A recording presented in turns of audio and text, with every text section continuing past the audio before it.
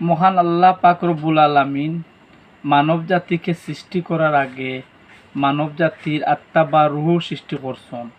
আর সকল আত্মা বা রুহুরে একত্রিত করে আল্লাহ পাক রব্বুল আলামিন একটা ওয়াদা বা অঙ্গীকার দিয়েছেন। আর আমরা ওই ওয়াদা বা অঙ্গীকার স্বীকার করে এই পৃথিবীতে এসেছি। মহান আল্লাহ পাক রব্বুল আলামিন কি ওয়াদা বা অঙ্গীকার দিয়েছেন সেই সম্পর্কে আমি বিস্তারিত বলবো।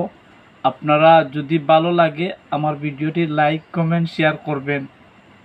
মহান আল্লাহ পাক রব্বুল আলামিন পবিত্র কুরআন শরীফে সূরা আল আরাফায় 172 নম্বরের আয়াতে বলেন, এই পৃথিবী সৃষ্টি করার আগে সকল মানব আত্মাকে একত্র সমবেত করে বলেছিলেন, আমি কি তোমাদের প্রতিপালক বা রব নয়? তখন সকল আত্মা বা রূহ একত্রে বলেছেন, হ্যাঁ, আপনি আমাদের প্রতিপালক ও রব, আমরা সাক্ষী দিচ্ছি।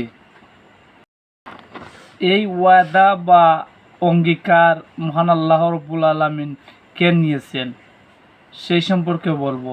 আল্লাহ পাক রব্বুল আলামিন এই জন্য নিয়েছিলেন, কিয়ামতের ময়দানে যখন সবার বিচার হবে তখন যেন মানুষ একথা বলে না, আমরা যে আল্লাহ পাক রব্বুল আলামিনের কে চিনি না এবং আমরা অজ্ঞ এ সম্পর্কে জানি না।